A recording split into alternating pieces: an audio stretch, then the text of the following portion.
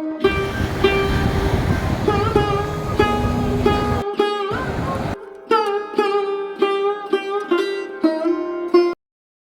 നമസ്കാരം. എൻട്രാഗൾട്ട് entertainment travel culture എന്ന ഈ ചാനലിലേക്ക് ഏവർക്കും സ്വാഗതം. നമ്മളിപ്പോൾ നിൽക്കുന്നത് തൃപ്പള്ളൂർ ശിവക്ഷേത്രത്തിൻ്റെ പരിസരത്താണ്. ഈ കാണുന്ന തൂക്കുപാലം ഇപ്പോൾ ഈ അടുത്ത കാലത്ത് പണി കഴിപ്പിച്ചതാണ്.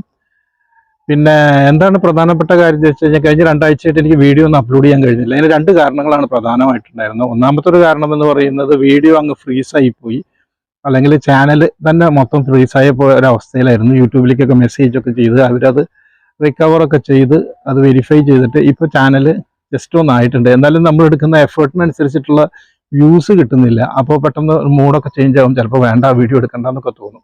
അതാണ് ഒന്നാമത്തെ കാരണം. രണ്ടാമത്തെ ഒരു കാരണം എന്ന് പറയുന്നത് തിരക്കായിരുന്നു, പിന്നെ മഴയായിരുന്നു.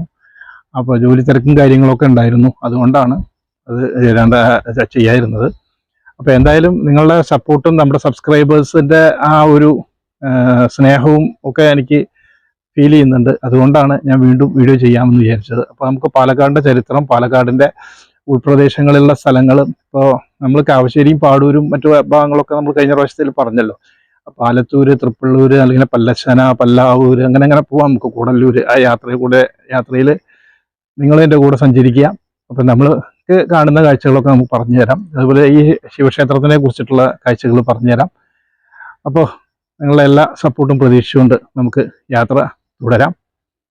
പാലക്കാട് ജില്ലയിൽ നിന്ന് ഏകദേശം 24 കിലോമീറ്റർ ദൂരെയായിട്ട് സ്ഥിതി ചെയ്യുന്ന ഒരു താലൂക്കും ടൗണും ഗ്രാമപഞ്ചായത്തുമായിട്ടുള്ള ആലത്തൂരിലൂടെയാണ് ഇപ്പോൾ നമ്മൾ സഞ്ചരിച്ചു കൊണ്ടിരിക്കുന്നത്.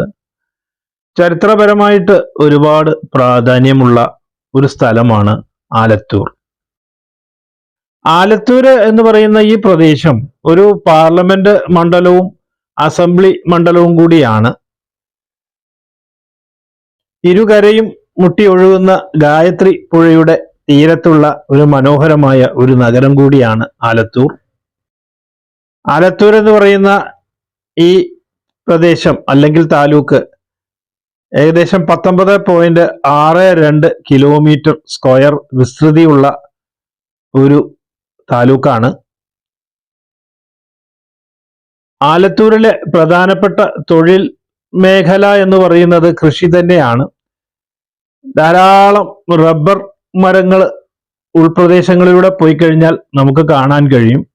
അപ്പൊ റബ്ബർ പ്ലാന്റേഷൻ ഉണ്ട്. അതുപോലെ തന്നെ ഇവിടെ പണ്ടുകാലം മുതൽക്ക് തന്നെ ഉണ്ടായിരുന്ന ഒരു പരമ്പരാഗതമായ തൊഴിൽ എന്ന് പറയുന്നത് നെൽകൃഷിയാണ്. ഇന്ന് നെൽകൃഷി അതുപോലെ തന്നെ നിലനിൽക്കുന്നുണ്ടെങ്കിലും കുറച്ചൊക്കെ അവയ്ക്ക് ക്ഷയം സംഭവിച്ചിട്ടുണ്ട്. ധാരാളം വാഴകൃഷികൾ ഉള്ള സ്ഥലമാണ് ആലത്തൂര്. അതുപോലെ പച്ചക്കറി കൃഷിത്തോട്ടങ്ങളും കാണാം. എന്നാൽ ഒരു പ്രമുഖമായ ഒരു വ്യവസായം ഇവിടെ ഒരു കാലത്ത് നിലനിന്നിരുന്നു. അത് ബീഡി വ്യവസായമാണ്. പുകയില ഉപയോഗിക്കുന്നതിൻ്റെ ദൂഷ്യഫലങ്ങളെ കുറിച്ച് ആളുകൾക്ക് മനസ്സിലായതോടൊപ്പം തന്നെ ചില പ്രതികൂല സാഹചര്യവും നേരിട്ടതോടുകൂടി ബീഡി വ്യവസായം ഇവിടെ നിന്ന് അപ്രത്യക്ഷമായി എന്ന് തന്നെ പറയാം. ഒരു കാലത്ത് ഒരുപാട് പേർക്ക് തൊഴിൽ നൽകിയിരുന്നതാണെങ്കിലും ഇപ്പോൾ അതിൽ പ്രവർത്തിച്ചിരുന്ന പലരും മറ്റ് മേഖലകളിലേക്ക് നീങ്ങിയിരിക്കുകയാണ്. ബീഡി വ്യവസായത്തിലൂടെ ഒരുപാട് പേർക്ക് തൊഴിൽ നൽകിയിരുന്നത് പോലെ തന്നെ ഒരുപാട് പേർക്ക് തൊഴിൽ നൽകിയിരുന്ന മറ്റൊരു വ്യവസായമാണ് ചന്ദനത്തിരി നിർമ്മാണം. ബീഡി വ്യവസായത്തിന് നേരിട്ടതുപോലെ ഉള്ള ചില പ്രതികൂലമായ സാഹചര്യങ്ങൾ കൊണ്ടാകണം അവയും ഇപ്പോൾ ക്ഷയിച്ചു തുടങ്ങിയിരിക്കുന്നു. എങ്കിലും ചില ഭാഗങ്ങളിൽ കുടിൽ വ്യവസായമായി ചന്ദനത്തിരി നിർമ്മാണം പുരോഗമിക്കുന്നു. 1-2 ചെറിയ ഉരുക്ക് വ്യവസായങ്ങളൊക്കെ തൊട്ടടുത്ത ചില പഞ്ചായത്തുകളിലൊക്കെ തുടങ്ങിയിട്ടുണ്ട്. അപ്പോൾ ഒരു വ്യവസായവൽക്കരണത്തിന്റെ പാതയിലേക്ക് ആലത്തൂർ നീങ്ങിക്കൊണ്ടിരിക്കുന്നു എന്നും മനസ്സിലാക്കാം. ഒരു കാലത്ത് ധാരാളം റൈസ് മില്ലുകൾ ഉണ്ടായിരുന്ന ആലത്തൂരിൽ ഇന്ന് വളരെ നാമമാത്രമായ രീതിയിലുള്ള റൈസ് മില്ലുകളാണ് പ്രവർത്തിച്ചുകൊണ്ടിരിക്കുന്നത്. ആലത്തൂരിലെ സാക്ഷരത എന്ന് പറയുന്നത് 89.95%. ഇത് നാഷണൽ ലെവൽ ലിറ്ററസിയേക്കാളും ഉയർന്നതാണ്. അതാത് പ്രദേശങ്ങളിലെ ഭരണാധികാരികൾ സ്വന്തം അല്ലെങ്കിൽ അവരുടെ പ്രദേശങ്ങളിൽ സാക്ഷരത വർദ്ധിപ്പിക്കുന്നതിന് വേണ്ടി തുടങ്ങിയ ചില സ്കൂളുകളുണ്ട്. അതുപോലുള്ള സ്കൂളുകളാണ് രാജാസ് സ്കൂള്, അതുപോലെ മറ്റുള്ള സ്കൂളുകളെല്ലാം. അതുപോലെ ഇവിടെ ഭരിച്ചിരുന്ന രാജാക്കന്മാരുടെ അവരുടെ താവഴിയിൽപ്പെട്ട നെല്ലിക്കലിടം സ്വരൂപം എന്ന് വേണമെങ്കിൽ പറയാം. അവര് ഇവിടെ ഒരു സ്കൂൾ സ്ഥാപിച്ചിരുന്നു. അതാണ് NE ഹൈസ്കൂള്. ആ സ്കൂൾ പിന്നീട് ചില സാഹചര്യങ്ങൾ കൊണ്ടോ ചില പ്രതിസന്ധികൾ കൊണ്ടോ അത് വിൽക്കപ്പെടാനുള്ള സാഹചര്യം ഉണ്ടായി. ആ സ്കൂൾ പിന്നീട് വാങ്ങിച്ചത് ബീഡി വ്യവസായിയായിരുന്ന മുഹമ്മദ് കുട്ടിയാണ്. പിന്നീട് ഈ സ്കൂളിന്റെ പേര് മാറ്റി ASMMHSS അല്ലെങ്കിൽ AS മുഹമ്മദ് കുട്ടി Sahib memorial higher secondary school എന്നായി മാറി. ആലത്തൂരിലൂടെ റെയിൽവേ ലൈൻ ഇല്ല. അതിന്റെ പ്രധാന തടസ്സം എന്ന് പറയുന്നത് കുതിരാൻമലയാണ്. ഒരു കാലത്ത് ഒരു പദ്ധതി ഇവിടെ നടപ്പാക്കാൻ ഉദ്ദേശിച്ചിരുന്നു. അതാണ് കൊല്ലങ്കോട് തൃശ്ശൂർ റെയിൽവേ ലൈൻ. ആ ഒരു പദ്ധതി വീണ്ടും പൊടി തട്ടിയെടുത്ത് അല്ലെങ്കിൽ വീണ്ടും നടപ്പാക്കുന്നതിനെ കുറിച്ചുള്ള ചർച്ചകളൊക്കെ തുടങ്ങിയിരിക്കുന്നു.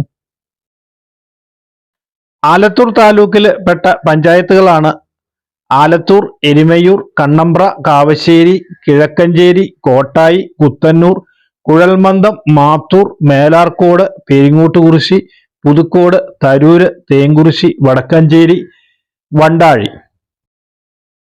തൃപ്പള്ളൂർ എന്ന് പറയുന്ന ഒരു ഗ്രാമത്തിലാണ് നമ്മളിപ്പോൾ എത്തിച്ചേർന്നിരിക്കുന്നത്.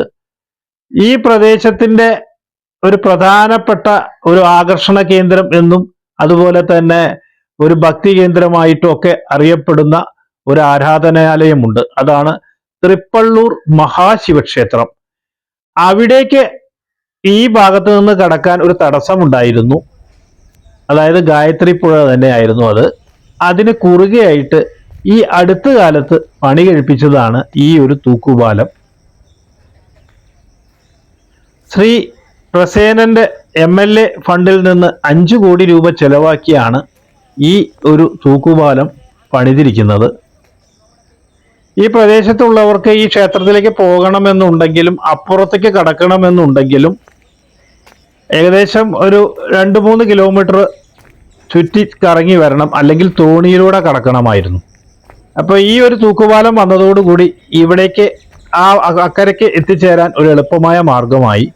100 പേരിൽ കൂടുതൽ ഒരേ സമയത്ത് ഈ പാലത്തിലൂടെ സഞ്ചരിക്കുന്നത് അപകടമാണ്. വളരെ നല്ല രീതിയിലാണ് ഇത് പണി കഴിപ്പിച്ചിരിക്കുന്നത്. ഈ അടുത്ത കാലത്താണ് ഇതിന്റെ ഉദ്ഘാടനമൊക്കെ നടന്നിരുന്നത്. അപ്പോൾ ഉദ്ഘാടനത്തിന്റെ സമയത്ത് കൈവരികൾ തകർന്നു എന്നൊക്കെ പറഞ്ഞിട്ടുള്ളതൊക്കെ പേപ്പറിൽ ഞാൻ വായിച്ചിട്ടുണ്ട്. വളരെ മനോഹരമായി വളരെ നല്ല രീതിയിൽ തന്നെയാണ് ഇത് നിർമ്മിച്ചിരിക്കുന്നത്. നല്ല ഉറപ്പുണ്ട്. എപ്പോഴും ജലസമൃദ്ധമായ ഒരു പുഴയാണ് ഗായത്രി പുഴ. അപ്പൊ ഞാൻ ഇപ്പൊ കടന്നു വന്ന ഈ പിള്ളേരോട് ഈ പുഴയുടെ പേര് വെറുതെ ചോദിച്ചു. അപ്പൊ അവർക്ക് പുഴയുടെ പേരൊന്നും അറിയില്ല. ഞങ്ങൾ ഇവിടെ ഉള്ളവരൊന്നും അല്ല എന്ന് പറഞ്ഞ്, ഞങ്ങളൊരു കൗതുകത്തിന്റെ ഇതിൽ വന്നതാണെന്ന് പറഞ്ഞ് അവരങ്ങ് പോയി. അപ്പൊ പറഞ്ഞു വരുന്നത് എന്താണെന്ന് വെച്ച് കഴിഞ്ഞിട്ടുണ്ടെങ്കിൽ ഈ പുഴ ഈ ഒരു പ്രദേശത്തിന്റെ ഒരു ഐശ്വര്യം കൂടിയാണ്. ഈ ഗായത്രി പുഴ കൊല്ലങ്കോടിന്റെയും അതുപോലെ തന്നെ ഈ നടുവട്ടത്തിലൂടെയൊക്കെ. കാരണം ഇതൊരു കൈവരിയും കൂടിയാണ്. അതായത് ഭാരതപ്പുഴയിൽ പോയി ചേരുന്ന ഒരു നദി കൂടിയാണ്.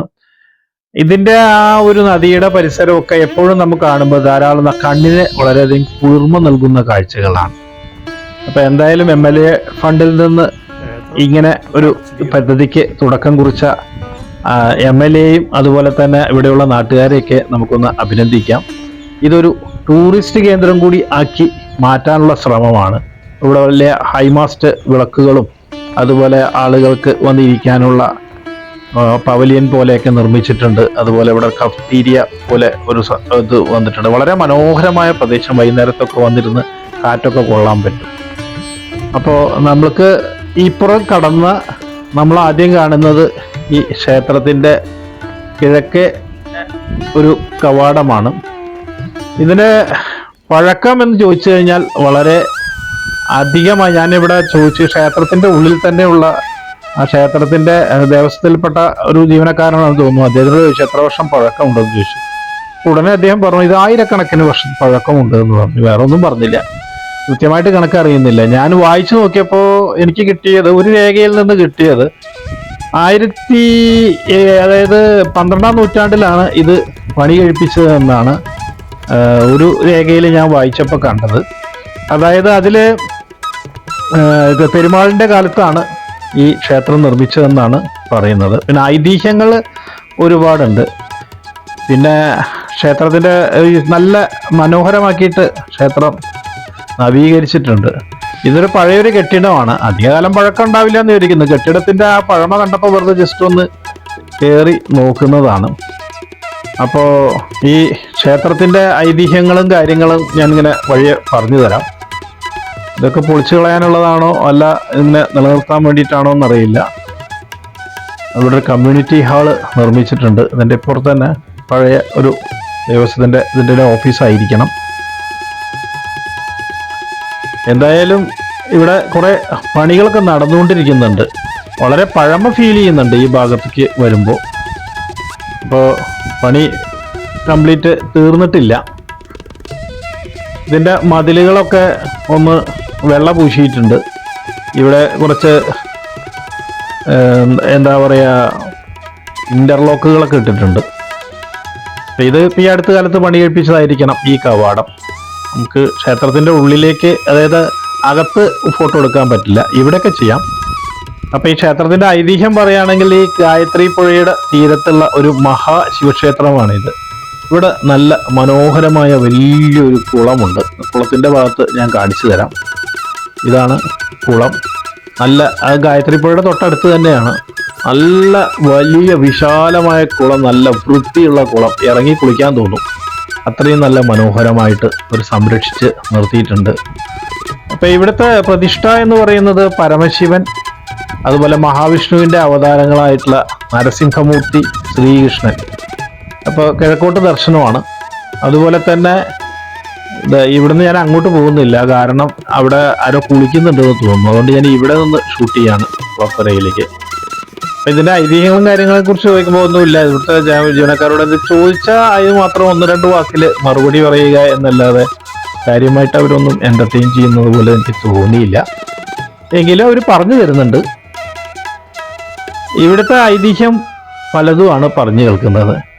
അതിൽ ഒരു ഐതിഹ്യം പറയുന്നത്, ഈ ഒരുപാട് തപസ് അനുഷ്ഠിച്ചതിന് ശേഷം ഹരാസുരൻ അദ്ദേഹം വൈക്കത്തും ഏറ്റുമാനൂരും കടുത്തുരുത്തിയും ശിവലിംഗങ്ങൾ പ്രതിഷ്ഠിച്ചതിന് ശേഷം ഇടത്തെ കയ്യിലും അതുപോലെ വലത്തെ കയ്യിലും കാലിലുമായിട്ട് 3 ശിവലിംഗം ഇവിടെ കൊണ്ടുവന്നു അത്രേ.